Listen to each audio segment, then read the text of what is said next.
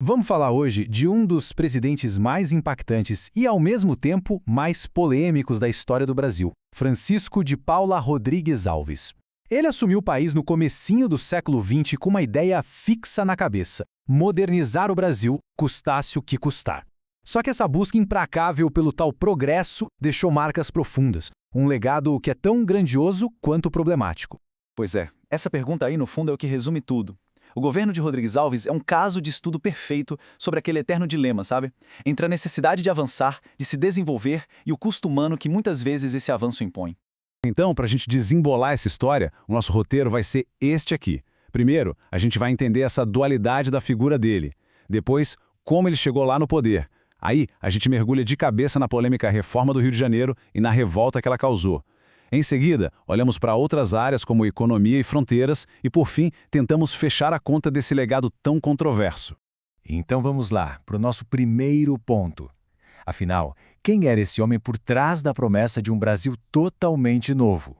Bom, o nome completo é esse: Francisco de Paula Rodrigues Alves. Ele foi presidente entre 1902 e 1906. E se a gente pudesse resumir seu governo, a palavra-chave seria transformação. Uma transformação quase obcecada por modernizar, por sanear, por reformar as cidades. Mas claro, essa obsessão toda teve consequências sociais bem pesadas.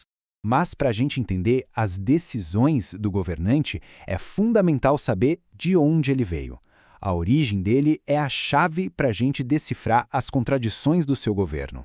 Pensa num cara que nasceu em berço de ouro. Esse era Rodrigues Alves, lá de Guaratinguetá, São Paulo, filho da mais pura elite cafeeira, com um imigrante português que enriqueceu. Ele estudou nos melhores lugares, tipo do Colégio Pedro II, e se formou em Direito. E o mais interessante, no início da sua vida política, ele era monarquista convicto, membro do Partido Conservador.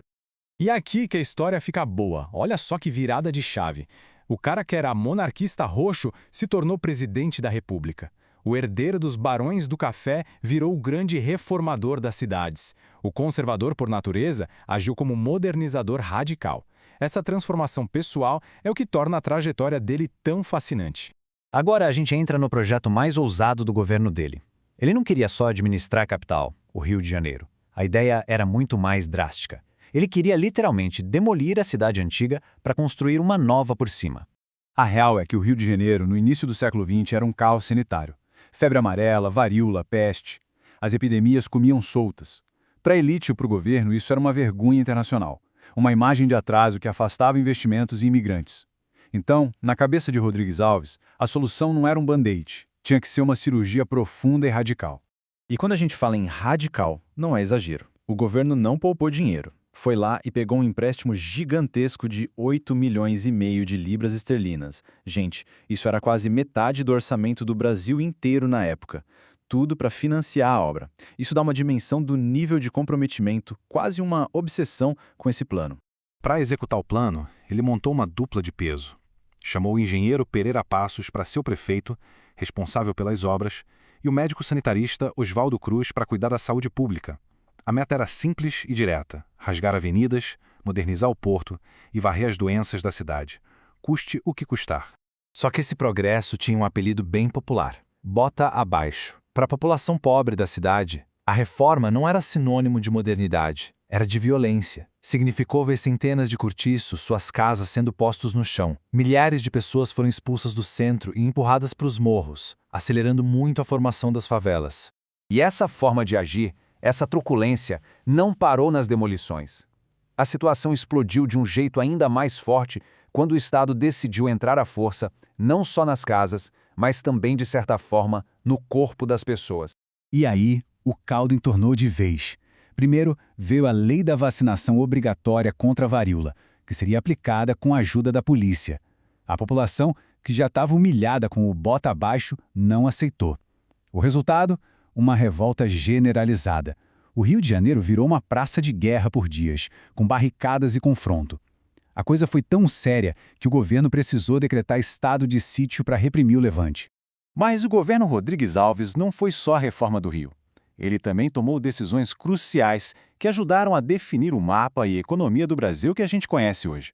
Uma das suas maiores vitórias foi resolver a questão do Acre. Aquele território, riquíssimo em borracha, era da Bolívia, mas estava cheio de seringueiros brasileiros. Numa negociação diplomática brilhante, liderada pelo Barão do Rio Branco, o Brasil comprou o Acre, pagou uma indenização e ainda se comprometeu a construir uma ferrovia. Foi assim que o mapa do Brasil ganhou sua forma atual. Agora, uma atitude dele que surpreendeu todo mundo foi na crise do café. Com a produção nas alturas, o preço despencou. Os cafeicultores, a elite dele, correram para pedir ajuda, querendo que o governo federal comprasse o café que sobrava. E o que Rodrigues Alves fez? Ele, um dos maiores representantes da elite cafeeira, disse não. Ele priorizou a saúde financeira do país. Foi uma decisão que mostrou sua independência, mas que lhe custou um apoio político gigantesco. E assim a gente chega ao fim da nossa análise. Como toda boa história, a de Rodrigues Alves não tem um final simples. É uma mistura complexa de luz e sombra, de avanços e retrocessos.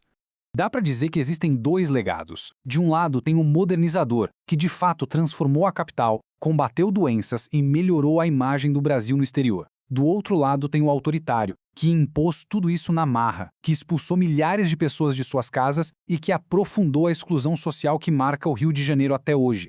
E para fechar essa história, a vida ainda guardou uma ironia trágica. Em 1918, Rodrigues Alves foi eleito presidente pela segunda vez. Só que ele nunca tomou posse. Morreu vítima da pandemia de gripe espanhola, a mesma doença que, como presidente, ele teria a missão de combater, assim como fez no passado. E a gente termina voltando à pergunta do começo. A história de Rodrigues Alves deixa isso muito claro. O progresso, muitas vezes, tem um preço. A questão que fica ecoando e que continua a ser um dos grandes debates no Brasil é: quem é que paga essa conta? E será que os fins justificam sempre os meios? Uma reflexão que, com certeza, continua muito atual.